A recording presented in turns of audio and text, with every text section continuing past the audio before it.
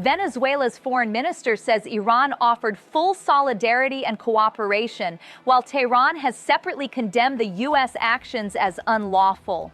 Venezuelan Foreign Minister Ivan Gil said Saturday that in a call with his Iranian counterpart Abbas Araghchi, Iran offered its help to confront piracy and international terrorism that the United States seeks to impose. Venezuela received a full show of solidarity from the government of the Islamic Republic of Iran, as well as its offer of cooperation in all areas to confront piracy and international terrorism that the United States seeks to impose through military force, violating the Charter of the United Nations and international law, Gil said in a statement shared on Telegram. The offer came after U.S. personnel carried out another seizure of a vessel off the Venezuelan coast, the second in 2 weeks. Analysts say the timing matters because Iran and Venezuela both face U.S. pressure, but the real scope of cooperation remains unclear. Gil added that together with Araghchi, he analyzed the threats, acts of piracy by the United States, and the theft of ships loaded with Venezuelan oil. For its part, the Iranian Foreign Ministry said in a statement that in the call it emphasized the responsibility of the international community to firmly oppose these illegal and unilateral actions by the United States. Iran's statement said these actions constitute a clear threat to peace and stability in the region and the world. The strong language from both Tehran and Caracas reflects their shared opposition to U.S. pressure campaigns and unilateral sanctions. The use of the word piracy by both governments is deliberate. Under international law, piracy is a crime of universal jurisdiction, meaning any nation can prosecute it. By framing U.S. actions as piracy, Iran and Venezuela are attempting to shift the legal and moral narrative, portraying the United States as the lawbreaker rather than the enforcer. Saturday's seizure is the second of a vessel near Venezuela by the U.S. in the past 2 weeks. On December 10th, the United States seized a large oil tanker called the Skipper, which had been sanctioned for its ties to Iran. The U.S. Justice Department says the Skipper action followed a federal seizure warrant. Legal experts say the second boarding is more disputed because the ship wasn't on the public sanctions list. But the second vessel presents a different situation, according to officials familiar with the matter. An official with knowledge of the matter told CNN that the vessel seized Saturday is not subject to U.S. sanctions. The vessel is a Panamanian-flagged oil tanker that was carrying Venezuelan oil and whose final destination was Asia, the official added. This is a significant detail. The U.S. has previously seized vessels that were on its sanctions list, vessels that had been formally designated as prohibited. But this tanker was reportedly not on that list. This raises questions about the legal basis for the boarding. If a vessel is not sanctioned, under what authority can it be stopped and boarded?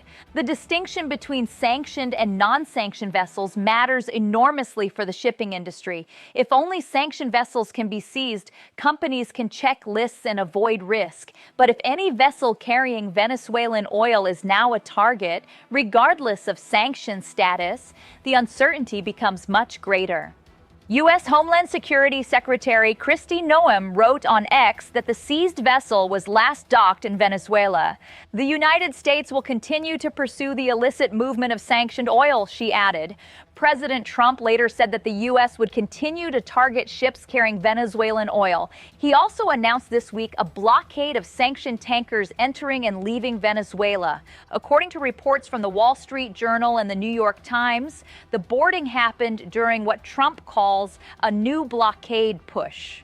Trump described it as a total and complete blockade targeting sanctioned tankers linked to Venezuelan oil shipments. But this action raises significant questions about international maritime law, sovereignty, and what precedent is being set for global shipping. Critics argue these interdictions look like blockade-style enforcement, even if Washington describes them differently. Legal guides often describe a naval blockade as a wartime measure, which is why critics say the wording matters. If the United States is using the term blockade, does that imply a state of war? And does such action require UN authorization? Here's where the situation becomes legally complex. Reports say the vessel seized Saturday was not officially listed as a sanctioned vessel at the time of the boarding.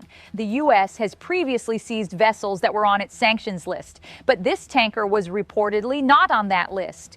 If a vessel is not sanctioned, under what authority can it be stopped and boarded in international waters?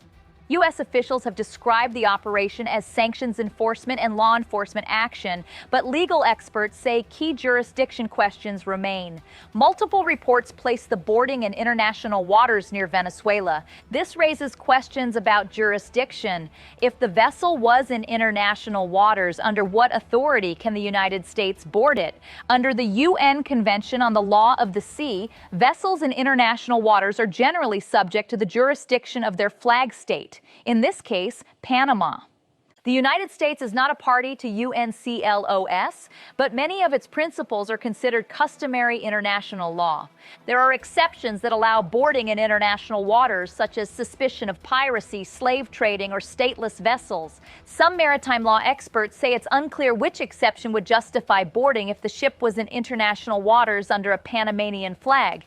U.S. officials frame the operations as sanctions enforcement and counter-narcotics pressure, but the legal questions remain. Panama's president said the government is closely monitoring the escalation, though no detailed legal position has been published. Venezuela's government has condemned the seizures. Caracas argues the pressure campaign is economic warfare and says it is aimed at forcing political change. From Venezuela's perspective, the United States is using its military power to interfere with legitimate commercial transactions. Venezuela argues that its oil sales are legal trade and that the U.S. has no authority under international law to interfere with them. Whether one agrees with Venezuela's government or not, its position has support among many countries in the global South who view unilateral U.S. sanctions as overreach. Iran is one of the countries with which Venezuela maintains close relations, along with China and Russia. Since the start of the U.S. pressure campaign on Caracas months ago, the Iranian government has expressed its support for Venezuela. Recently, Venezuelan President Nicolas Maduro highlighted Iran's support amidst the tensions with the U.S. Russia has investments in Venezuela's oil industry. Iran has a long record of operating under sanctions. China is a major buyer of Venezuelan crude. Beijing has publicly criticized unilateral U.S. sanctions and calls them illegitimate. China's position is that they do not bind third countries. The seizure could raise tensions with Beijing, especially if the cargo is tied to China-linked trading, as some reports claim. The New York Times reported, citing industry sources, that the cargo was tied to a China-based trader with a history of taking Venezuelan crude to Chinese refineries. This detail cannot be independently confirmed from public records. China is a major importer of oil. Venezuela has some of the largest proven oil reserves in the world. Trade between the two countries is not new. It has existed for years. This comes at a time when U.S.-China relations are already strained over Taiwan, trade, and technology. Adding maritime confrontations to the list could further complicate the relationship. The United States has long been a champion of freedom of navigation, the principle that ships can transit international waters without interference. Washington has conducted freedom of navigation operations in the South China Sea to challenge Chinese maritime claims. It has criticized other countries for interfering with international shipping. Critics ask how U.S. freedom of navigation messaging fits with stopping tankers in Caribbean waters. The tension between U.S. rhetoric and U.S. actions is notable. The seizures raise fundamental questions about sovereignty in the Caribbean.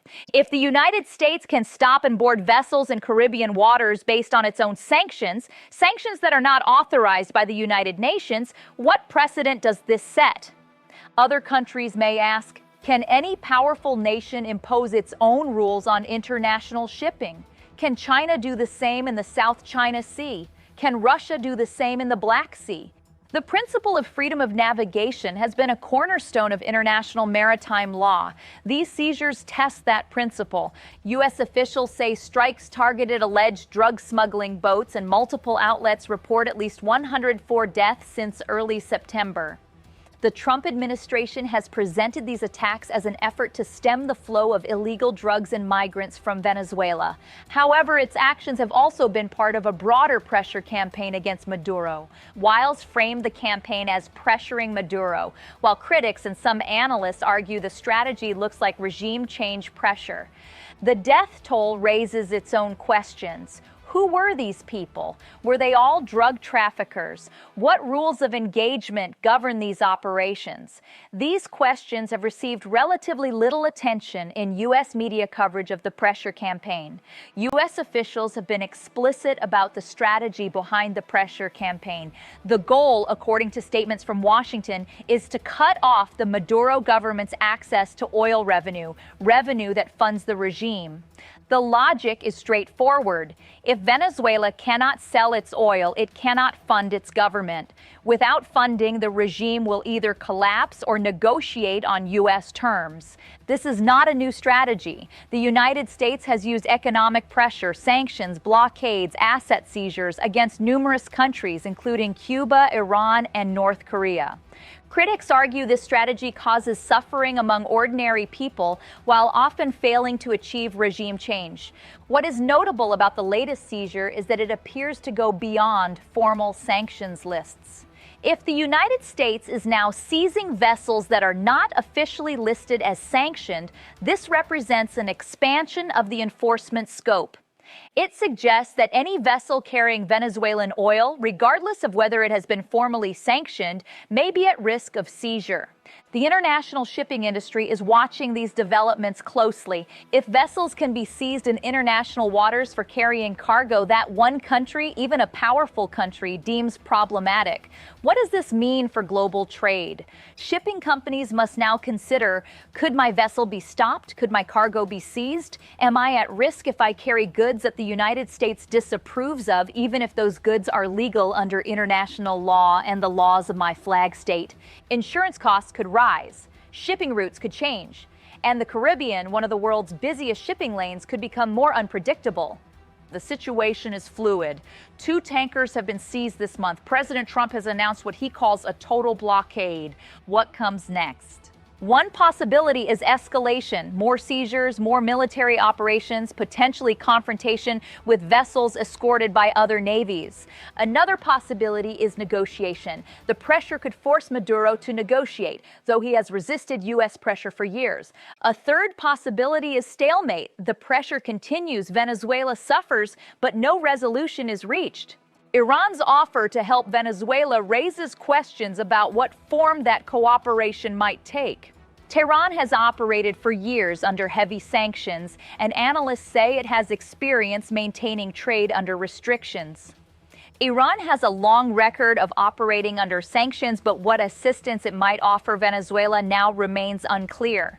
But the fact that Tehran is positioning itself as a partner in resisting U.S. pressure signals that Washington's actions may be drawing its adversaries closer together. Venezuela is not isolated. It has relationships with Russia, Iran, and China, countries that the United States views as adversaries. The U.S. pressure campaign affects all of these relationships. It is not just about Venezuela. It is about limiting the reach of U.S. adversaries in the Western Hemisphere. Some analysts frame it as a Monroe Doctrine style posture. Washington denies it is about domination and says it is sanctions enforcement. The Monroe Doctrine, articulated in 1823, declared that the United States would view European intervention in the Americas as hostile acts. Critics argue the current pressure campaign represents a modern version of this doctrine, asserting U.S. dominance over the Western Hemisphere regardless of international law. Washington calls it sanctions enforcement and maritime security, while Caracas and Tehran label it piracy. So the legal characterization is contested. From one perspective, this is decisive action against a government Washington accuses of flooding the U.S. with fentanyl and involvement in illicit illicit activities. From another perspective, this is a powerful country using its military to impose its will in ways that critics say violate international law. The truth may contain elements of both, but whatever one's view, the precedent being set deserves careful attention. Critics ask, if the United States can enforce blockade-style operations against Venezuela today, what stops other powers from doing the same tomorrow? That is the question the international community must consider as these events continue to unfold.